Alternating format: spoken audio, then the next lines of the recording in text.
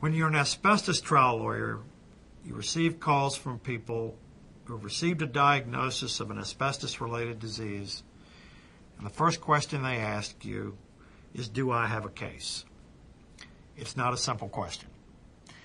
When we get calls from clients who want us to investigate an asbestos-related disability, we go through a number of investigative steps that are required in every case.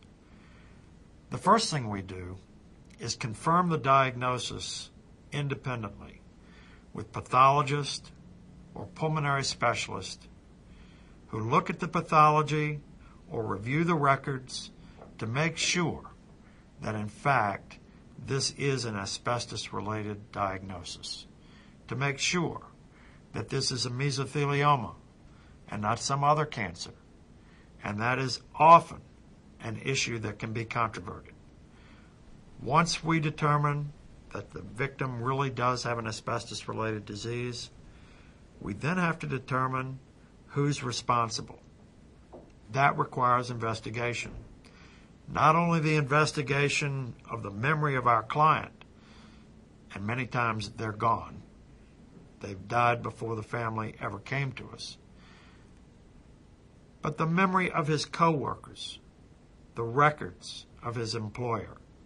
So we get the medical records of the client. We get the employment records of the client. We call his coworkers. And we look into all the various ways that we can find out which asbestos products were used by him, which asbestos products were used around him, and which asbestos products are now manufactured by companies who can be sued and who can compensate our client.